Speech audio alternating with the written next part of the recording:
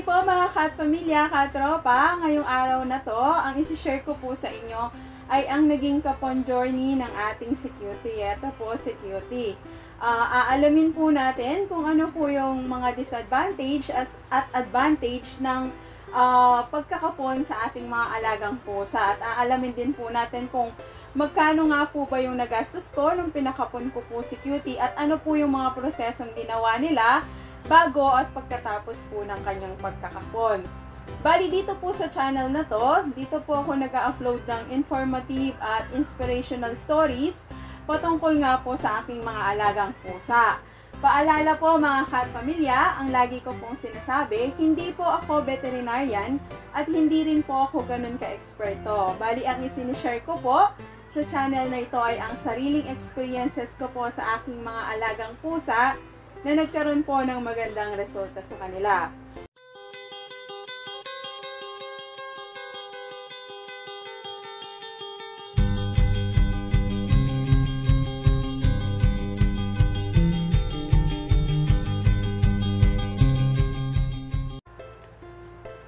Ano nga po ba yung kapon? Bali sa English po, ito po yung tinatawag po nila na spay, neuter, or castration. Bali yung spay po, kadalasan pong ginagamit po yan or tinutukoy po yan kapag ka po yung kinakapon is babaeng pusa. Kung saan po tinatanggalan po siya ng ovaries at saka yung kanyang fallopian tube. Tignan nyo po itong drawing na ito. Sa illustration, yan pong nakikita nyong dalawang kulay pink na bilog magkabila.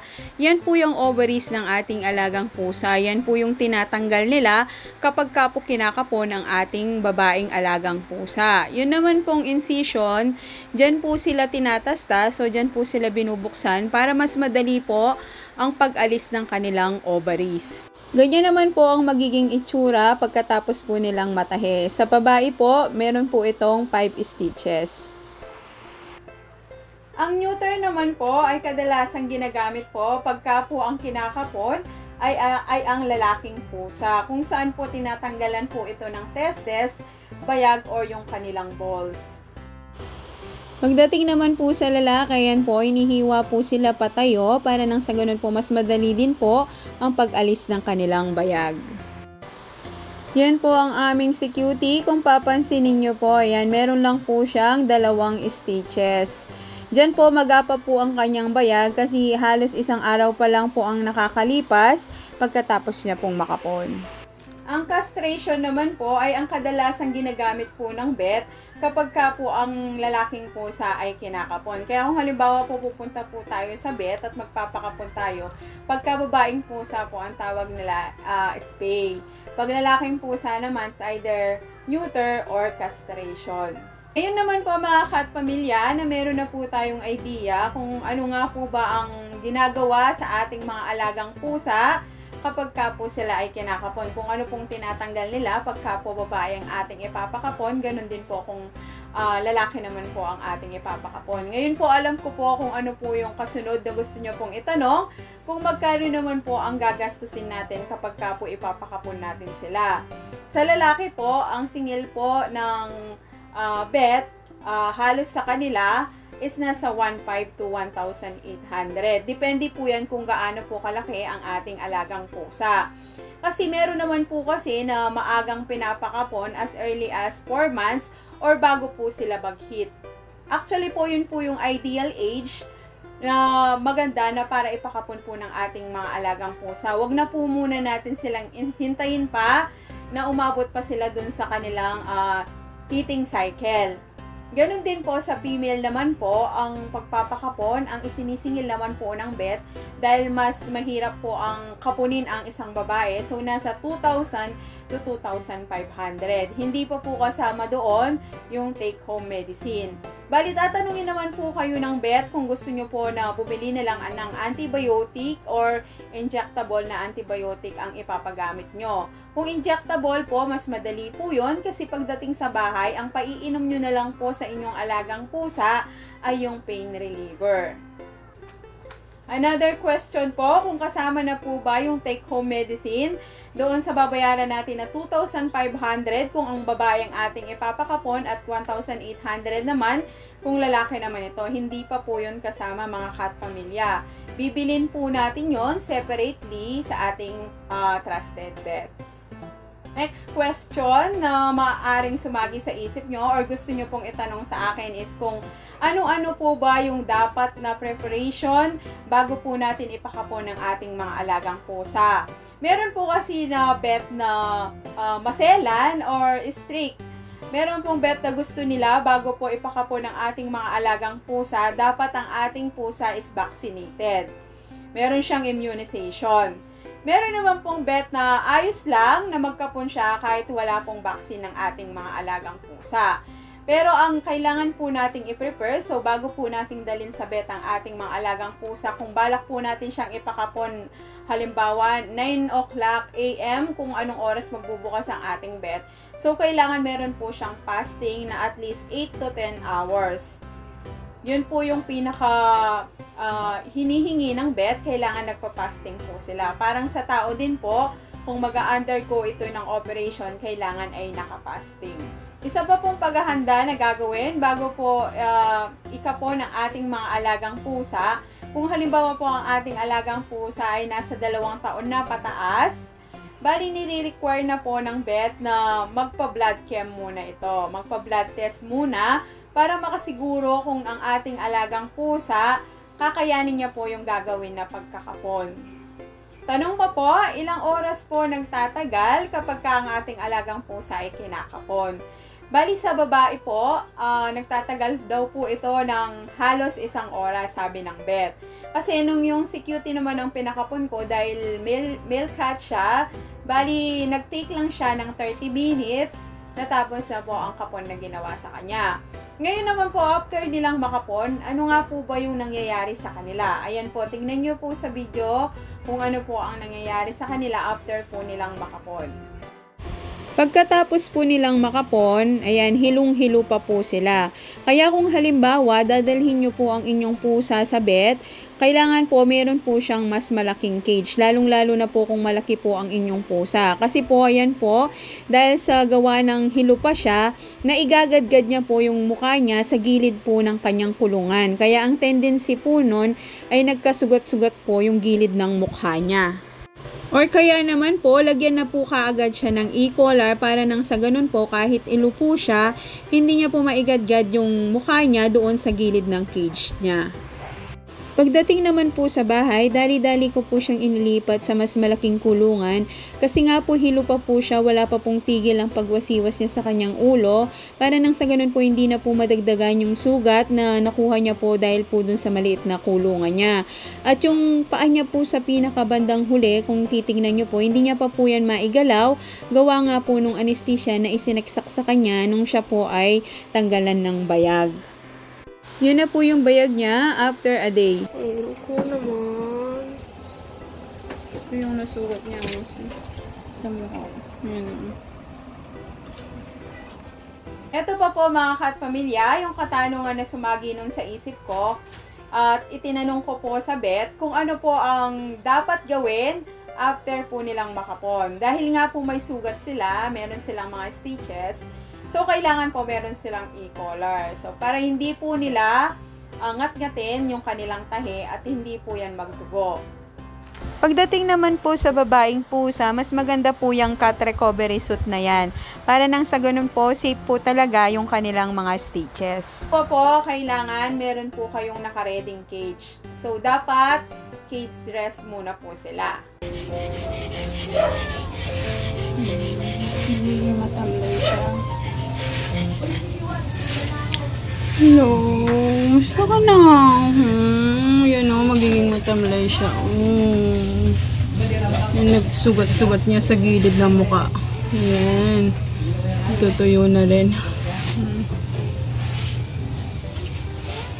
Malungkot yung bebe. Sakit ba? Sakit? Tingin ko. Tingin ko. Yun o. Mamaga pa siya. Ayan, wait. Pagdating naman po sa paglilinis sa sugat nila, lilinisan lang po natin ito gamit po ang betadine. Panoorin nyo po ito. Lilinisin po natin yung sugat niya gamit po yung betadine. Dahan-dahan lang po sa pagkaskas kasi po talagang masakit pa po yung pinagtahian nila. After natin malinisan gamit ang betadine, yan po yung gagamitin natin, yung wound cream. Yan po yung antimicrobial cream. Yan po yung gagamitin natin na ipangpahid doon sa part na meron po siyang stitches para nang sa ganun po matuyo po ito agad at hindi po ito dapuan ng mga insekto gaya po ng langaw. After po nun, siyempre po paiinumin po natin sila ng pain reliever na nireseta ni Doc. Ganun din po ng antibiotic kung halimbawa po hindi nyo po siya antibiotic na injectable, gusto nyo po yung oral, kailangan po natin silang painumin ng antibiotic twice a day, ganun din po ng pain reliever twice a day. Painumin po natin siya ng pain reliever. Yan po ang Hemperin, 1 ml po. Depende po yan sa timbang ng inyong alagang pusa. Sa antibiotic naman po, ito po yung Microflox. Bali, 1.5 ml po ang need nating ipainom sa kanya. Depende din po yan sa timbang ng ating alagang pusa.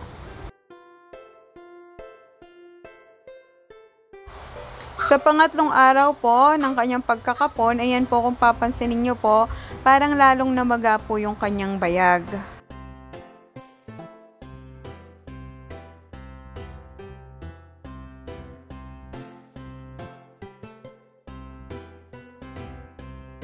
Pero yung sugat naman po sa mukha niya, unti-unti na pong naghihilom. Sa ikalimang araw po, ayan po, yung dating maga na bayag niya po, ayan po, lumabas po yung nana na may kasamang dugo. Ang ginawa ko lang po ay nilinisan ko po ito, tinanggal ko yung lumabas na nana na may kasamang dugo, katapos po yung pinakabutas, kung saan po lumabas yung nana, nilagyan ko po yon ng iskabon o yung wood cream.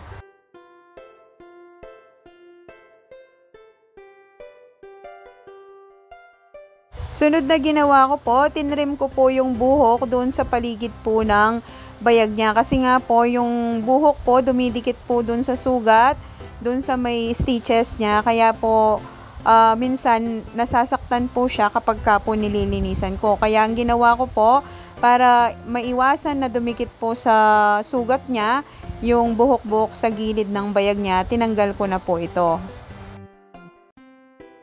Ayan po siya, napakabait niya naman, no? Pinapakiramdaman niya lang po yung pagtitrim ko ng buhok sa gilid ng kanyang bayag. Ayan po, malinis na po yung gilid ng sugat niya. Nakikita niyo po yung butas sa gitna.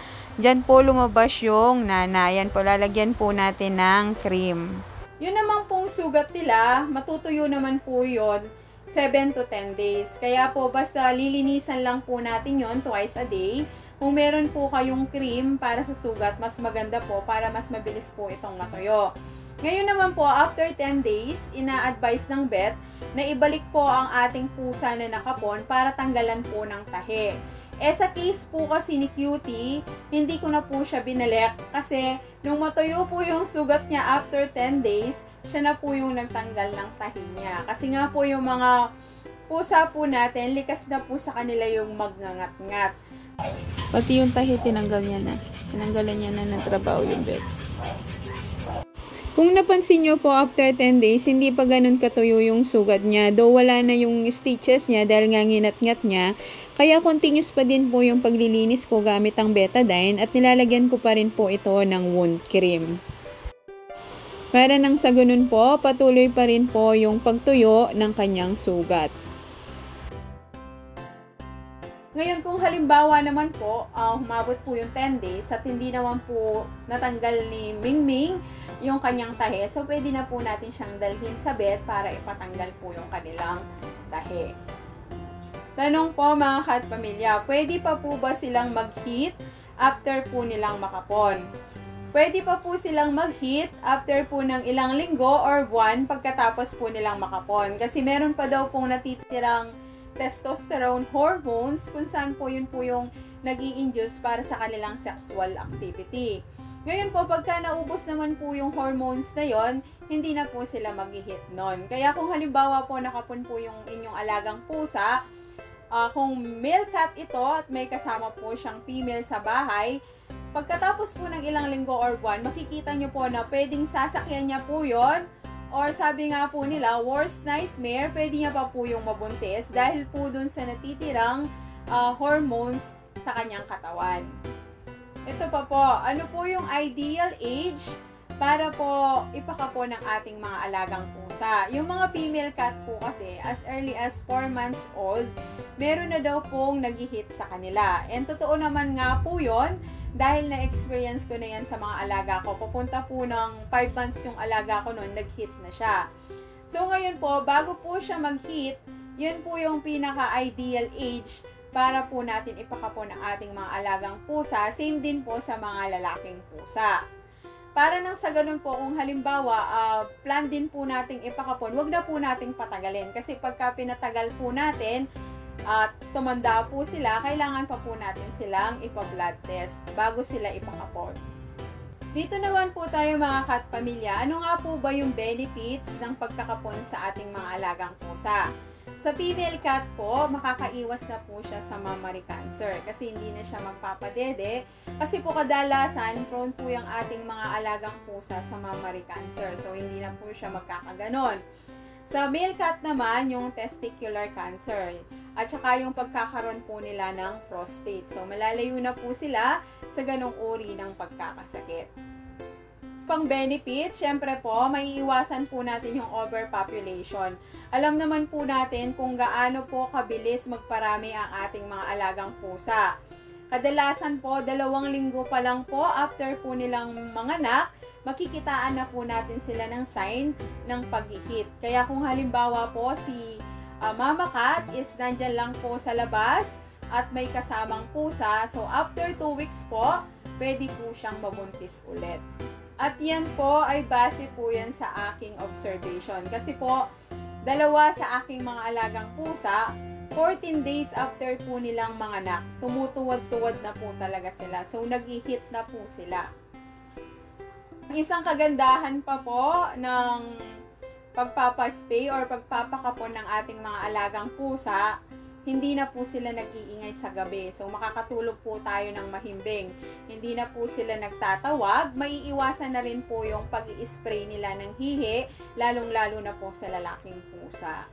Kaya naman po mga cat pamilya, generally, spaying po and neutering our cat can lead to happier, healthier, and long life. So, nakakaganda po talaga sa kanila ang pagpapakapon sa kanila. Kaya kung halimbawa po gusto po nating humaba ang buhay ng ating alagang pusa at wala naman po talaga tayong plan na mag-breed or paramihin sila, ipakapon na po natin sila.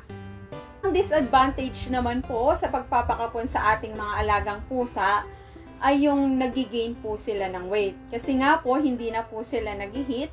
So, ang nagiging libangan na lang po nila ay ang pagkain. At the same time po, yung kanila pong metabolism is bumabagal. Tapos, nag-i-increase po ang kanilang appetite. Bali, yun po ang pinaka disadvantage kapag ka po ang ating alagang pusa is nakapon. O, tingnan niyo po si Cutie. Dali na, baby, papakita natin. Ayan po. Wala na siyang balls. Yan. Yan yung natanggal sa kanya. Kaya ang naging libangan niya lang ay pagkain. Ayan na po siya. Nasa almost 6 kg na po siya. Ayan. Matimbang niya. Ayan na po, matimbang niya po, Ayan. Ayan po, mga cat pamilya. Kaya ipakapon nyo na po ang inyong alagang pusa para nang sa ganun po maging ganito po siya ka-cute. Ayan. Hanggang sa muli po, mga cat pamilya. God bless po sa ating mga pet lovers.